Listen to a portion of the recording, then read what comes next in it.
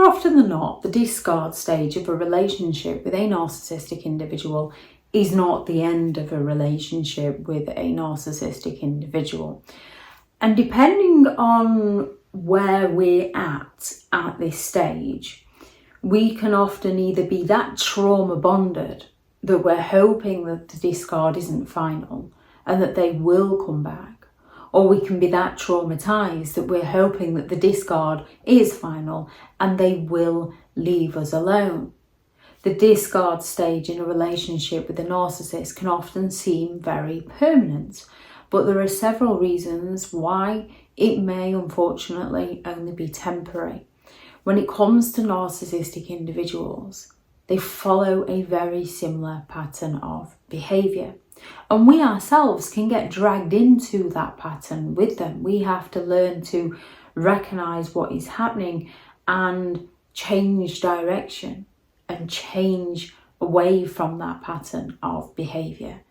It's very easy to fall back into the trap of a narcissistic individual and their idolisation and their love bombing because it feels amazing. And then we're straight back into the cycle. It's not so easy to break the cycle. We have to break so many patterns that have been programmed into our brain.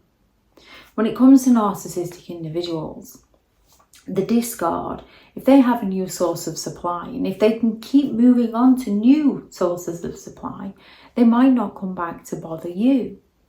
Narcissistic individuals thrive on gaining that admiration and that validation, which is often referred to as narcissistic supply. Once their supply diminishes, they might return to previous sources of supply to replenish it. If they see you doing better without them, they might come back. If they just want to sabotage you, they want to gain something from you, be it material gain or just that attention and support. When it comes to a narcissistic individual, it's all about supply. So if they've got a new source of supply filling their needs, they might stay with the new source of supply. And if that new source of supply is no longer filling their needs, they might come back to you to triangulate you both, to play you off against each other, to get you to work harder for the narcissist's attention so the narcissist can feel validated and supported. The control and the power dynamics, narcissists get that sense of power and superiority and that sense of control by manipulating other people. They can potentially only discard temporarily in order to regain control over a situation, knowing that they can return to reassert their dominance in a situation. So they might discard you to punish you for not conforming to their demands, for daring to call them out, for daring to say no to someone as amazing as they are. They discard you. They fall silent on you. They disappear on you. They ghost you. They stop talking to you. They refuse to answer your calls or your messages. And then when they think they've punished you enough, they come back and act like nothing's happened, training you to walk on eggshells around them. We can all fear abandonment. Narcissistic individuals tend to fear abandonment, and they will project that fear onto you in the manner that they treat you, withholding attention, affection and support, falling silent, discarding and coming back. They place that fear of abandonment in the forefront of your mind, so you work harder to please them and they can break down your boundaries easier. Despite the narcissist's outward confidence, which is often their arrogance, many have that underlying fear of abandonment. So they might discard someone, but in a way where they've got a new source of supply, but they can keep the person they've discarded within arm's reach, knowing that they can come back if needed to avoid feeling alone within themselves. The cycle of idolization and devaluation, it becomes addictive. A narcissistic individual might temporarily want you back just so that they can devalue and discard you again.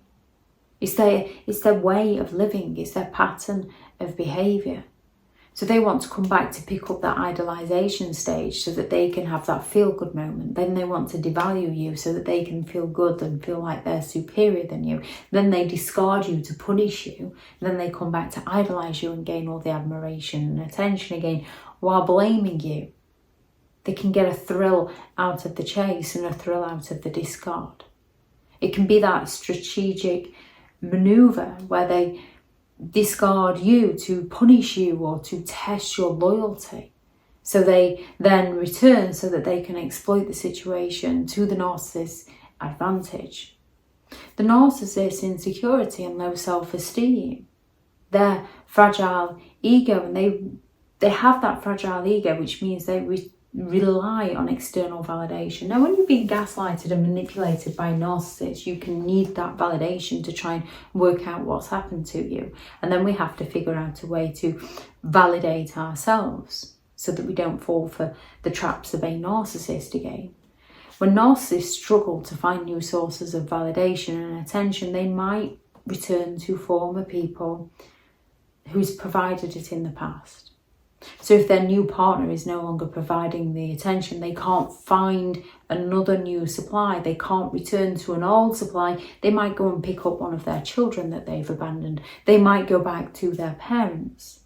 Then as soon as they've secured a new source of supply, they abandon their children again, they abandon their parents again. Those superficial attachments, narcissists have those very shallow attachments. It's all based on ulterior motive of what they can gain from the relationship rather than that actual emotional connection. They rush through relationships. Now, female narcissistic individuals can rush and they can become more attached than that of a male who rushes through a relationship. The female covert narcissist will often play the victim in order to keep their victim trapped.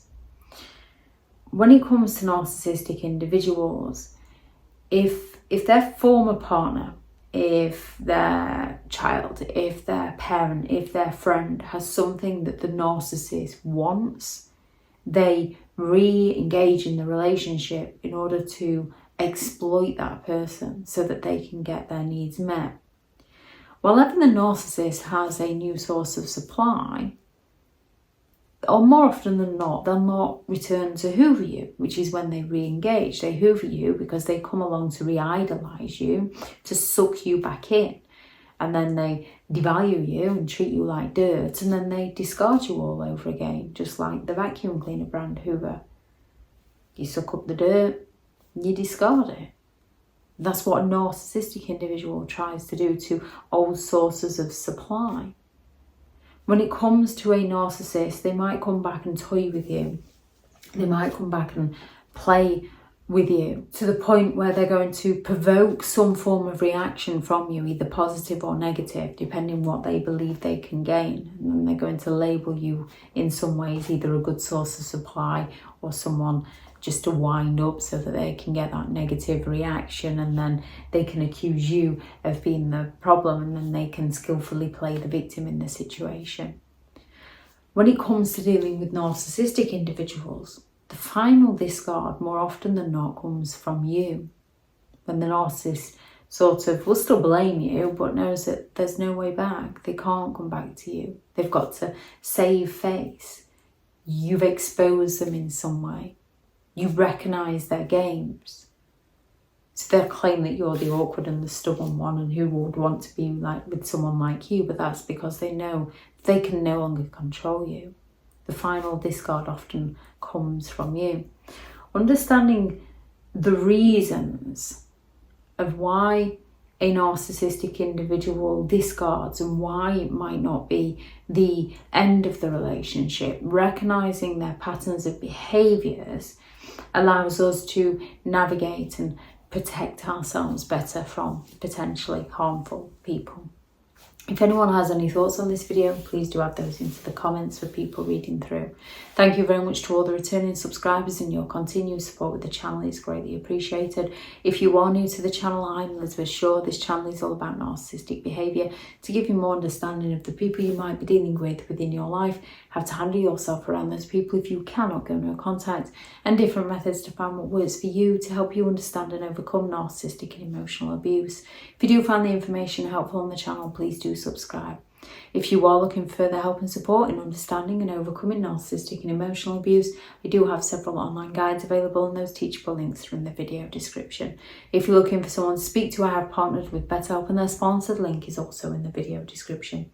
I do also have several books out on Amazon: 15 Rules to Deal with Narcissistic People If You Cannot Go No Contact, a Narcissists Handbook, which is the ultimate guide to understanding and overcoming narcissistic and emotional abuse, how to create boundaries around those who have no respect for your boundaries, and the new book, which is hilarious and horrifying memes and their meanings about narcissistic and emotional abuse.